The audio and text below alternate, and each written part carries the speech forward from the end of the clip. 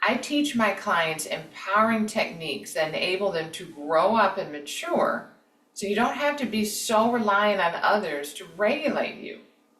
In future podcasts, I'm going to be speaking in depth and in detail about co-regulation and self-regulation. Throughout my coaching, that's what I teach people. I empower them so that in practically any circumstance, they can handle and manage the sensations and feelings and emotions in their body.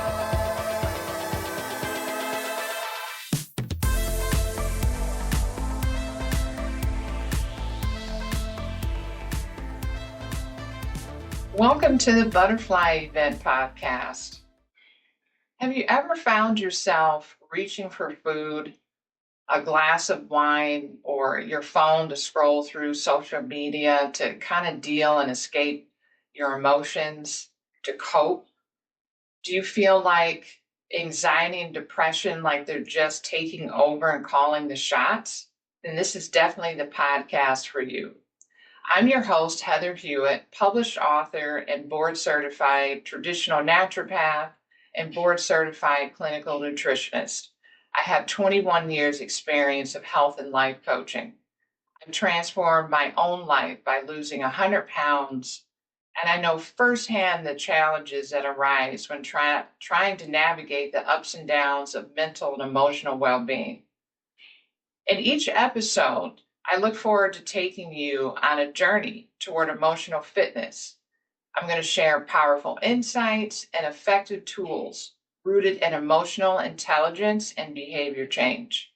I'm going to use brain retraining, vagal toning, and somatic approaches. I'm going to empower you to manage your stress and emotions with grace and confidence. So please join me as we explore self-regulation, resourcefulness, and the strategies that can transform not only your health, but your life. Remember, it's okay to struggle. It's about how we rise and reinvent ourselves that truly matters. So take a deep breath and let's begin our journey towards emotional freedom, one episode at a time. Well, let's start with, why did I name the podcast the Butterfly Event? Well, to be honest, a lot of the other titles were taken. But after much prayer and the help of my husband, who mentioned, hey, you have a butterfly in the brand, and as part of my branding, and I love butterflies, not only because they're beautiful, but they're known for their resilience despite appearing fragile and vulnerable in adverse circumstances. They're also known for their remarkable migration.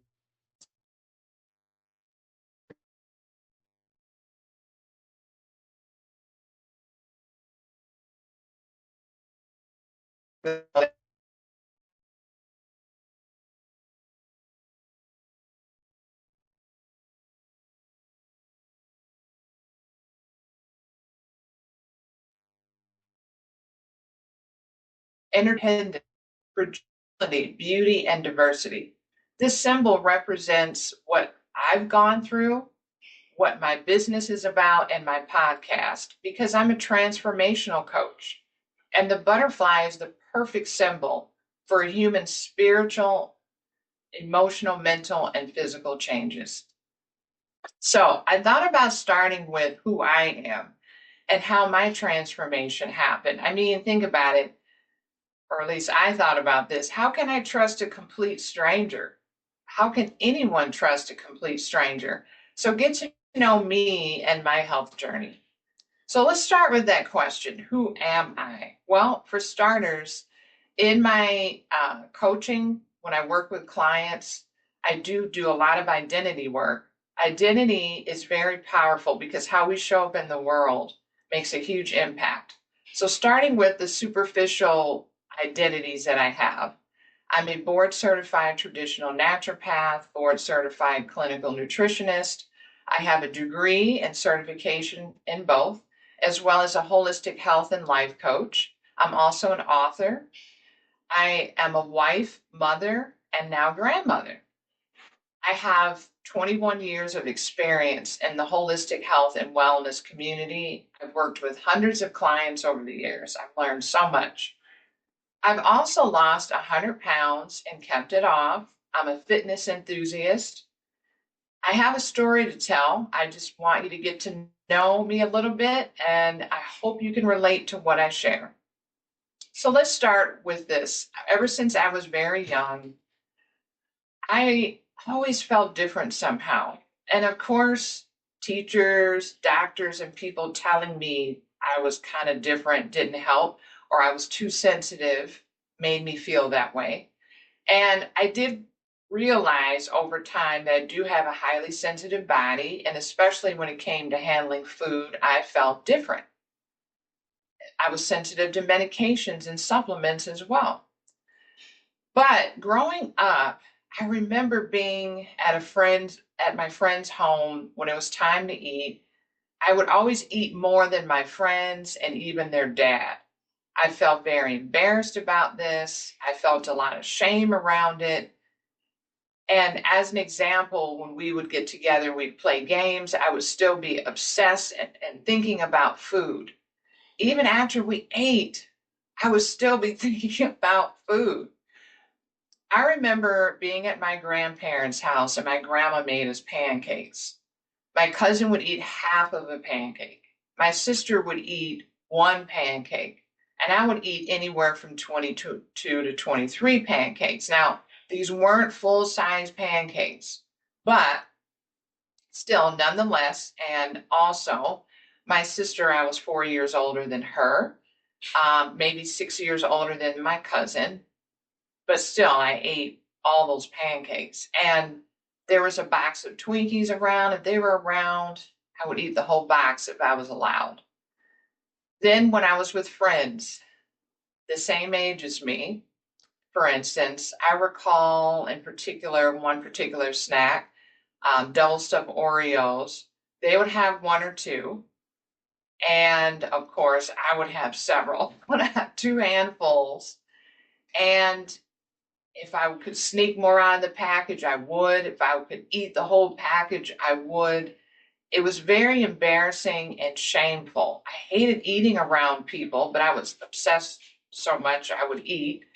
And then throw on puberty, being a bit overweight, and then going through a growth spurt, and I was tall. I was made fun of. I was called names like Jolly Green Giant. And then fast forward to high school when you really start to care about your weight and how you look. I started to restrict, use diet pills. I remember running a lot because we had to for gym every day, but I also felt I liked the way it made me feel, and it seemed like it helped with my weight. And then I would just eat a can of cranberry sauce. So I did lose weight, but that constant restriction brought on binging out of control. Then it brought on bulimia. Then this binge restrict bulimia cycle. So then sometime later, I stopped restricting and ate whatever I wanted to. And then fast forward into what I would say my early 20s, that eating disorder behavior came back with a vengeance. I had always had issues with compulsive overeating. I remember that. But binge eating would be more out of control when I was restricting. So I recall having a job, and it was actually a business, a newspaper business that I had. I had to get up at 2 in the morning. Getting up at that time really messed up my circadian rhythm. I remember being downtown, smelling all the food, seeing, people eating. I would stop and eat, grab food all the time. I put on 25 or 30 pounds in a month. I was mortified. Talk about shame. Then the restricting binge bulimia cycle came back. It was out of hand and took over my life. I remember I couldn't take it anymore. I went to a doctor, told them about it. They told me about and referred me to a hospital called Linden Oaks. I went there for an assessment. They did the evaluation. They diagnosed me with an eating disorder, in particular binge eating disorder and bulimia. Then they recommended inpatient stay. And this was back in the 90s. And from what I recall, I believe the inpatient stay consisted of 4 to 6 weeks of treatment, which would cost around $50,000. I remember that's what I was quoted back then. I had a young child, married, new business, and I knew I just did not want to be away from home that long. And plus, I didn't have that type of money or disposable income to use for that. So I told them, was there something else that they could do? And they told me about an outpatient treatment. So that consisted of me seeing a registered dietitian. I was recommended by a therapist, then social worker, psychiatrist, and I did group therapy. I did this all for a year, and it was all in different locations. And in the beginning, I had to go every week. That cost me around $13,000. I remember after that year, I thought about it. Okay, it did help me, but it did stop the binging. I did learn a lot. It was beneficial and it helped me in some regards. But what I really wanted was it to stop the binge eating and obsessing. It didn't teach me how to regulate my emotions in my body, how to reconnect with my body and be comfortable with my emotions and feelings. It didn't teach me how to switch my focus and give me skills around that self-regulation. So I decided to move on, and I did get pregnant. There was more pregnancies after that. I had a couple more children. And then I decided to go to school, and I became a naturopath and clinical nutritionist. And I thought getting degrees in this would help me learn as much as I could because, again, I wanted the binging and obsessing to stop. I wanted to control my eating. I thought through nutrition, supplements, herbs, essential oils, you name it, I tried it. I even made a chart, wrote down a list of different things I had tried. I tried almost all of them out there. And I spent thousands of dollars doing it, tons of time, lots of effort. And this was all to stop obsessing about my food, about my weight. Then there were issues along the way with alcohol abuse at times. That also took over my life. So I had like a dual thing going on. And I felt like I've lost a lot of my life. Then at that point, I tried different 12-step groups. I tried Overeaters Anonymous. I tried Grace Eaters Anonymous. Very helpful for a while. I tried Al-Anon, but still didn't learn how to be comfortable, self-regulate, be comfortable with the big emotions. I didn't learn that. Then I tried extreme diets such as raw vegan for several months, the keto diet for 3.5 years, and then the carnivore diet for 5.5 months. That restricting with the keto diet and carnivore diet then led to that cycle coming back. I actually had bulimia in remission for 10 years, but the restriction brought back the bulimia and it came back with a vengeance. I felt completely out of control. And this was going on for 1.5 years. I remember sitting in the parking lot crying at the grocery store because of this binge eating bulimia cycle, praying, begging God to help me to stop. Then I tried intuitive eating again because it's what I knew, it's what I had learned back from the eating disorder treatment days. And it did stop. Now I was still compulsive eating because I was still eating ultra processed foods and I didn't realize that hyperpalating.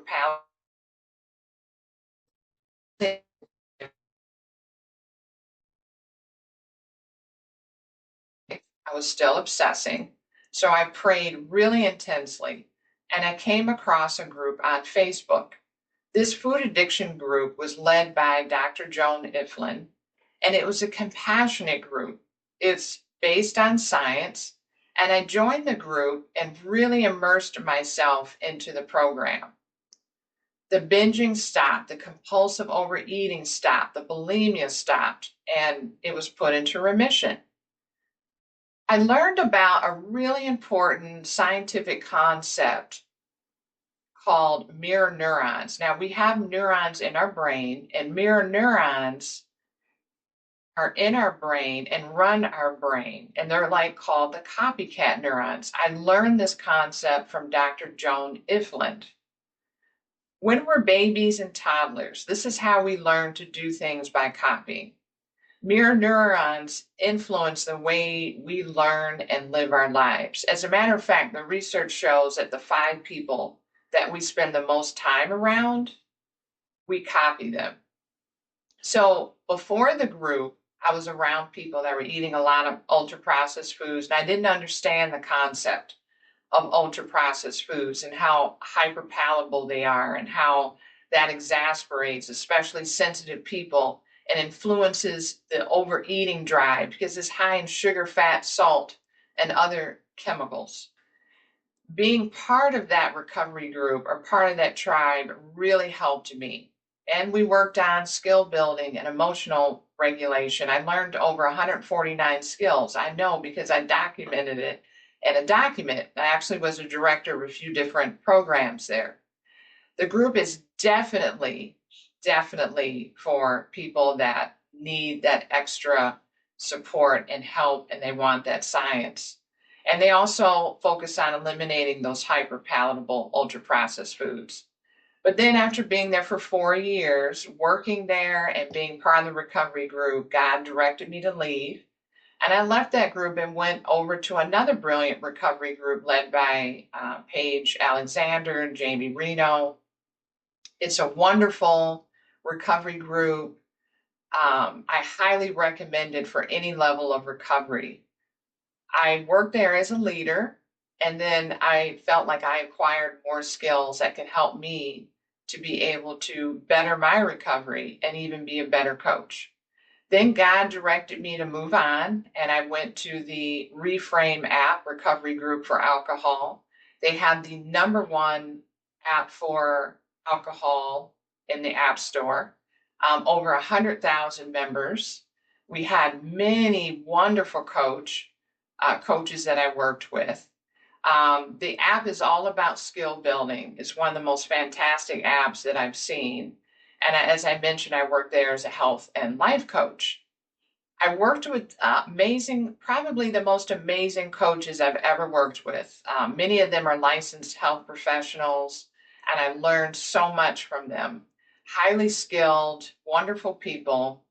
And the clients that I had, many of them that I worked with were licensed health professionals. So there was an interchange. I learned from them, they learned from me. And I find that working with clients helps me keep what I learned intact. It helps me keep myself on that path that I need to be, because when you teach someone, you keep it.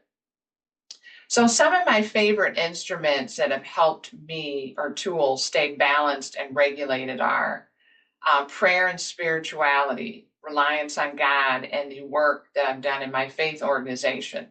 Emotional intelligence skills, which I'm going to share more specifically on in the future. Atomic Habits by James Clear. Vagal toning, exercise, electrodermal screening, acupressure, acupuncture, cranial sacral, sensory grounding exercises that I do, mindfulness and meditation, art therapy, talking it out with a close friend that truly understands me and is safe for me. I have to admit, I love to learn. I'm always taking classes, and over the past 2 years, the classes I've taken have been centered around emotional intelligence, somatic work, polyvagal nervous system work. And what I have discovered is that emotional intelligence is just as important as IQ, if not more. And having this emotional intelligence or emotional fitness and applying it and becoming more proficient with the skills, you can be flexible, adaptable, self-regulate, self-motivate, have better social skills, relationship management skills, and become emotionally fit. All of these things are really important to being able to navigate life without depending on alcohol, food, scrolling, social media, shopping, gambling, whatever it is that we run to cope. and learning how to be comfortable with being uncomfortable, learning the language, the secret language of your body, and learning how to integrate mind and body together. Being able to manage the intensity of life while keeping your joy. I've kept my weight off for the last 5 years, thanks to God and all the tools. I have not binged or compulsively overeaten, and I'm not out of control. I'm not obsessing. It's been remarkable. I eat a balanced diet, and I give all my thanks to God for that and the schools of learning through recovery groups, certifications, and courses and training that I have. I also encourage having the support of a coach, community, or team, which helps. And different people need different things. At the end of this month, I will be starting another certification course on somatic work from Dr. Gabor Mate, as well as Dr. Levine and Bessel van der Kolk. I'm really, really excited about that. And I'm going to be bringing those tools to this podcast. I'm going to be also sharing specifically around skills centered around identity, because identity drives behaviors.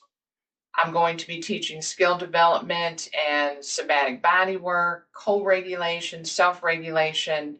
This is so important because the body keeps score and we feel our emotions and feelings in our bodies.